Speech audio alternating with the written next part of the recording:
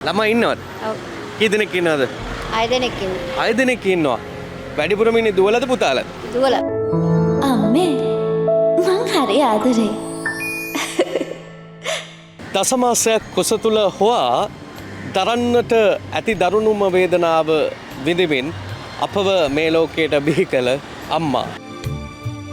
දෙවැනි බුදුන් ලෙස ලොවම වම් කළ ලොවක පිදුම් ලද ලොවට උතුම් ලද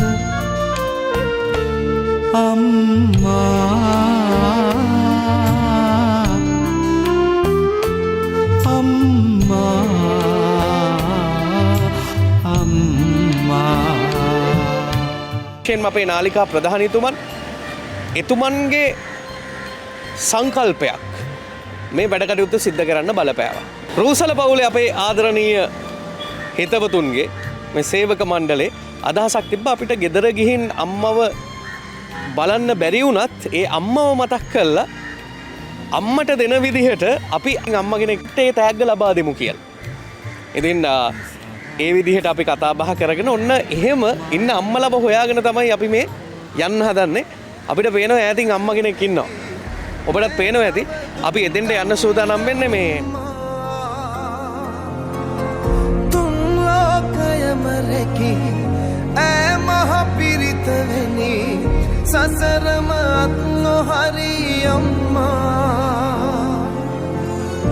ආදර මව්වරුනේ මහමායාවරුනේ සුවඳයි මෞසනේ ජීවිතේ. කතා කරමු. ඔබතුමගේ නම කියන්නකෝ. කමලා. කොයිද ගෙවල්? මෝදර. මෝදර. දැන් කොච්චර කාලයක් වෙනවද මේ රැකියාවේ වැඩ කටයුතු කරන්න පටන් අරන්? දුක පාරක්.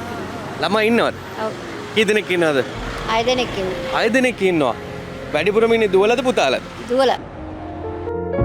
අපි හන්දා මෙරි මෙරි ගිනි හංගා කුසයට නින්දා ඉවස ගන්නේ රන් හිරුසේ නෙත් යුග නොමැවසු දරු දුක කෑගසා අඳුරේ විරිය දෙයි ආදරේ.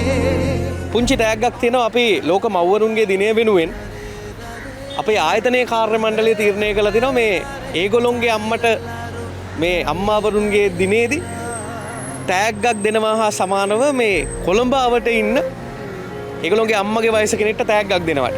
අපේ චාමරත්නායක මහත්මයා ඉන්නවා මේ එතුමා තමයි මේ ටැග්ග අපිට එවලා තියෙන්නේ.